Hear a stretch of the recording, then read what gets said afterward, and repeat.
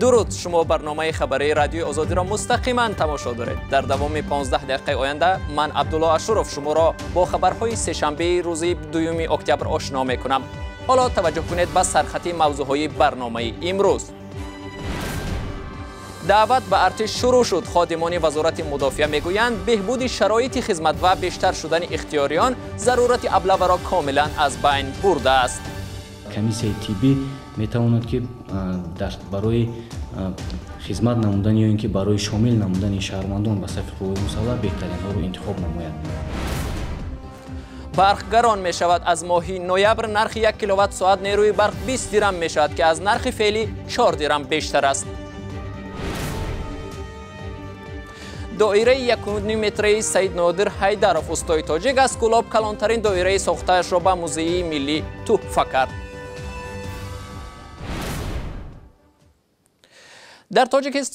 در تاجیکستان از 1 اکتبر فصل نوبتی دعوت جوانان به ارتش شروع شد. جوانان از سن 18 ساله تا 27 در تاجیکستان عهده دارند تا 2 سال در صف قوه‌های مسلح خدمت کنند. در گذشته حادثه‌های جلب مجبوری جوانان به ارتش و یا به اصطلاح ابله و جای داشت. اما مسئولان وزارت مدافعه میگویند امسال شماره جوانانی که داوطلبانه خواهشی به ارتش رفتن ظاهر کردند بیشتر شده است. زیرا شرایط بهتر خدمت در صف قوه‌های مسلح جوانان را بیشتر به ارتش دلگرم کرده است. گزارشی همکارم براد یوسفی را در این باره با هم می‌بینیم. در روز اول موسم دعوت تیرماهی به ارتش تنها در شهر دوشنبه حدود 200 نفر جوانان داوطلبانه به کمیساریات نظامی مراجعت و به صف ارتش پیوستند. با گفته وزارت دفاع در این روز شماره جوانان داوطلب برای خدمت در صف ارتش تاجیکستان در دیگر نواحی کشور نیز به فرق از گذشته بیشتر به نظر می رسید و این امکانیت می‌دهد که با مسئولین وابسته دولتی دعوت بهترین ها رو به صف قوای مسلح شامل نمایند و کمیسیون طبی میتواند که برای خدمت نمودن یا اینکه برای شامل نمودن شهروندان به صف قوای مسلح بهترین ها رو انتخاب نماید. سخنگوی وزارت دفاع تاجیکستان افزایش شماره جوانان داوطلب به صف ارتش ملی را مربوط به بهتر شدن شرایط خدمت حربی، پیشنهاد امتیازها و تبلیغ جوانان عنوان کرد. شهروندان سن سال قبل از خدمت با طریق کمیساریات‌های حربی با قسم‌های نظامی دیدن می‌نمایند و با چشم سرد یعنی با چشم خود آمده از شرایط بود و باش خدمت در صف قوای مسلح شناس می‌شوند. همزمان از جانب مقامات‌های اجرایی حکومت دولتی و کمیساریات‌های حربی پیوسته تشکیل و برگزار نمودن کاروان‌های دیدار. این در حالی است که سالهای قبل شروع دعوت به صف ارتش میان جوانان به اصطلاح روسی ابله معروف بود. با علت آنکه شماره زیادی جوانان قابل خدمت از ارتش سرپیچی می‌کردند، مقامات انتظامی و نظامی برای اجرای نقشه دعوت جوانان را از کوچه و خیابان‌ها اجباراً به ارتش می‌بردند. اما بعد از ختم دانشگاه چنین دعوتنامه من عموماً از کمیساریات حربی نگرفتم و به واسطه ابله به خدمت حربی رفتیم و یک سالی خرج فرزندیمون رو ادا کردیم. اما وزارت دفاع تاجیکستان میگوید افزایش شماره جوانان داوطلب برای خدمت در صف ارتش ملی در این موسم به جلب اجباری ضرورت باقی نمیگذارد. در ضمن قبل از آغاز موسم دعوت به صف ارتش مقامات شهر و نواحی و مسئولین دعوت به ارتش در جلسه در حضور عظیم ابراهیم معاون سروزیر تاجیکستان موظف شدند که نقشه دعوت به ارتش را تا 2 ماه طول نداده در کوتاه‌ترین فرصت اجرا کنند. نرخ نیروی برق در تاجیکستان بلند می شود. سر از ماه نوامبر ساکنان تاجیکستان برای 1 کیلووات ساعت نیروی برق حدود 20 درم پرداخت خواهند کرد که نظر با نرخ فعلی 4 درم گرانتر است. عین زمان نرخ 1 کیلووات ساعت نیروی برق برای اهالی کشور بجز از ساکنان ولایت کوهستان مختار بدخشان 16 درم است. نرخ نیروی برق با یک قرار حکومت بالا برده شد که روز 25 سپتامبر امضا شد. روز 2 اکتبر به دست آزادی رسید این قرار. تقریبا 1 ماه این جانب ساکنان از محدودیت در انتقال برق و یا لیمیت به خانه‌هایشان از منطقه‌های گوناگون شکایت می‌کنند. شرکت برق تاجیک لیمیت برق را رد کرده می‌افزاید که انتقال برق به منزل‌های ساکنان بنابر کارهای تعمیر در خط‌ها نامنظم است. هر فصل زمستان نیروگاه‌های تاجیکستان بنابر کمبود آب برق کمتر تولید می‌کنند. انتظار می رود با به کار در آمدن چرخه نخستین نیروگاه راغون که قرار است 16 اکتبر صورت بگیرد محدودیت برق از بین برود. ماه روان در شهر دوشنبه سینما بزمی دیدار شروع می شود. در عرفه افتتاح این چاره‌بینی فرهنگی کمیته تدارکات آن گفت که در بخش اساسی آن فیلم های تاجیکی راه نیافتند. تفصیلات موضوع در گزارش همکارم شادمانی یتیم. فیلم های تاجیکی به بخش اساسی جشنواره دیدار شامل نشدند. برای سفر حق داده رئیس سینماگران تاجیک این یک واقعه غیر معمولی باشد هم قابل فهم است. برنامه‌سازی فستیوال مثلا اون طلباتی که نسبت به فیلم های بین المللی دارد شاید در فیلم های بلندی داستانی ما همون قانع نشدند، به خاطر همین وارد نکردند. در جشنواره امساله دیدار 70 فیلم از 15 کشور شرکت میکنند.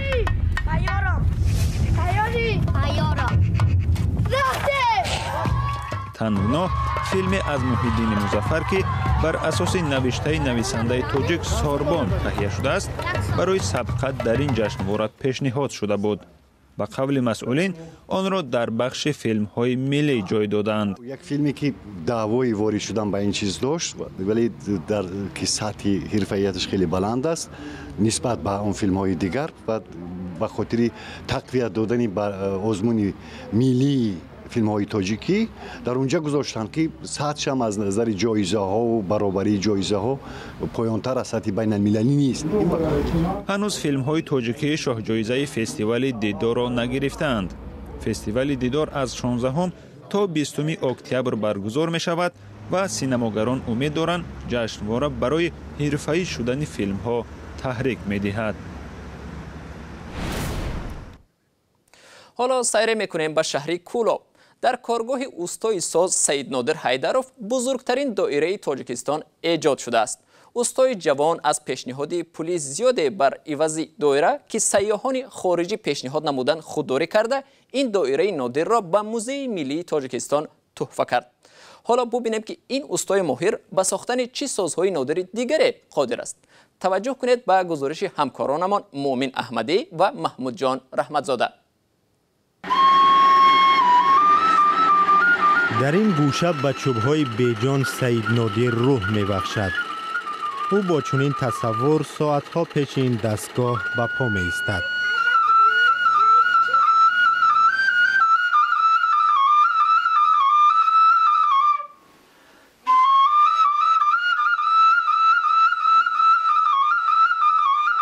خداوند هم یک کسا برای گیرو چی میکنه مقصدی تعمیر بوده میره.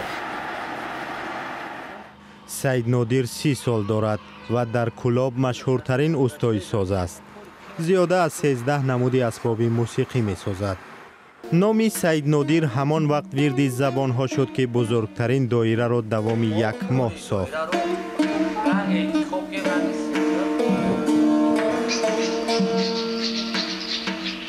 شب و روز سید نادر با دوستان در گوشه از حولیش کار کردند و حالا این دایره در آثارخانه ملی شهر دوشنبه ایستاده است. تو 16-17 هزار سامانی خارجی ها کردن. این خیلی روبرو بودن، استادا بودن.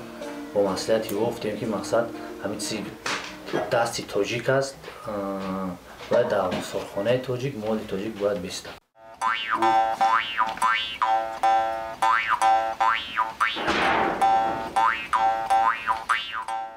او هر سازی که می سازد به تمام به او داده می شود. کمی هم سهل نگری را نپسندد. در بالای اما اسباب قش رو کار کردن چخیل بگم ایتای دیل هم را ساخته و چکن بعد اسباب خوب. سازهای ساخته سید نادر از 500 تا 20 هزار سامانی نرخ دارند و نوهای آن روز به روز می افزاید. امسال دولت هنرمندان چون او را از پرداخت انداز آزاد کرد. او می خواهد در مرکز شهر استاخانه و مرکز فروش خود را داشته باشد. ما یک گوشه باغ فرهنگی را انتخاب کردم به خاطری که همون باغ فرهنگی اسباب فرهنگی بسیار قلعه بود. همه اوجاتو را تخکیم با مو با این جدو کنی را که کار نشید. حالا که دولتداران سر جدا کردن زمین برای کارخانه سید نادر میاندیشند، او پی یک کارنامه دیگر است. این بار میخواهد دایره بزرگتری بسازد. یک نیم به یک نیم بود، این یک 75 به یک 75. این دایره دیم کمتر وقت بسیار کشید که ما امو پوستشده کمتر وقت بسیار است بود که سید نادر اوستایی است که میخواهد رشد کند. او ساختن دایره بزرگتر را شکستن رکورد قبلی خود میخواند. او کسی است که هنرش را امتحان میکند. دایره که با ایو دایره که ساخته بودم مثلا رکوردی خدمت بخونم شکستن مثلا ایو با کلانتر. در چند روز اخیر دسته‌های فوتبالبازان نورس تاجیک با چند پیروزیشان در سبقت‌های بین‌المللی مخلصان فوتبال را در تاجیکستان شاد کردند. نخست دسته نورسان فوتبالباز زیر 16 ساله در مالایزیا برای شرکت در جام جهانی فوتبال که سال آینده در پرو برگزار می‌شود راه خط گرفتند. همچنین دسته نورسان تا 19 ساله زیر رهبری موبین ارگاشف دسته بلاروس را در شهر مینسک شکست داد. اما طور به نظر می رسد قدم های اولین فوتبالباز دختران تاجیک در صحنه بین المللی زیاد موفق نیستند. همکارم امردین اولیموف در این باره گزارش می دهد. مدینه دولتوایی 14 ساله در تیم منتخب زنانه کشور در موقع نیم حمایتگر مرکزی بازی می کند. می گوید شرکت در بازی های انتخابی جام آسیا بین دختران زیر 16 ساله برایش درس خوبه برای درک اشتباه های خود و همدستگانش بود. Первый тур у нас был с Сингапуром. یکم بازی با سینگاپور بود. دروازه‌بانمون اشتباه کرد و دروازه 3 گل سر داد. در مجموع ما بازی خوب داشتیم در 3 دور. آمادگیمون خوب بود. یک ماه تمرین کردیم. اما با فکرم به میدان ناباورانه وارد Ходили, может, شدیم. расслабленными. Мандраж тоже действует иногда. شکست با حساب بزرگ و راه نیافتن با بازی‌های نهایی جام آسیا فوتبالباز دختران تا 16 ساله تاجیک را زیر باران تنقیدها قرار داد. دوستداران فوتبال که رفت بازی‌ها را نظاره می‌کردند از آن تأسف می‌خوردند که دختران تاجیک در میدان خود نتوانستند با دسته‌های مهمان مبارزه برابر نشان دهند. دسته منتخب زنانه تاجیکستان تا 16 ساله در بازی اولینش از تیم سینگاپور با حساب 1-4 شکست خورده، در بازی دومش بر تیم جزیره‌های مریان شمالی با حساب 3-0 پیروز شد. دختران فوتبالباز تاجیک دو بازی من بعد را با تیم‌های تایلند و ایران با حساب 1-0 باختند. Именно нехватку игрового опыта. نبود تجربه زیاد، دروازه‌بان قوی و آماده نبودن از نگاه روانی از عامل‌های مغلوبیت دختران ما در سبقت بین المللی بود. در تیم منتخب فوتبال دختران تاجیکستان 30 نفر دختران را از ناحیه‌های مختلف کشور شروع از فرخور تا خوجند و نورک جلب کردند. زیبا گاسیمووا میگوید برای قوی کردن تیم فوتبال دخترانه باید شرایطی بهتر فراهم آورد. تمرین‌های اساسی را باید پیوسته به راه مانیم. مسابقه‌ها تشکیل کنیم بین کشورهای همسایه. باید بیشتر بازی کرد تا دختران گم نشوند. برای اکثر دختران این سبقت بسیار مشکل بود. آنها از نگاه روانی آماده نبودند و موفق نشدند.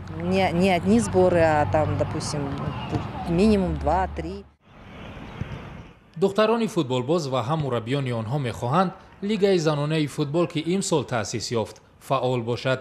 این تجربه و شانس غلبه در سبقت‌های بین المللی را بیشتر می‌کند. روز 1 اکتبر در شهر ژنوزن صدها نفر در مراسم دفن یک فعال جمعیتی اشتراک کردند که با جرم تشکیل اعتراض خادمان ساحه نفت 6 سال را در زندان سپری نمود. مقصد دوست مگامبتوف در سن 35 سالگی از بیماری سرطان درگذشت. او ادعا می‌کرد که در زندان مورد شکنجه قرار گرفته است. در سال 2000 اینجا رسیدیم به پایان نشر نوبتی مجله اخبار رادیوی آزادی. تا روزهای بعدی خدا نگهدار شما باد.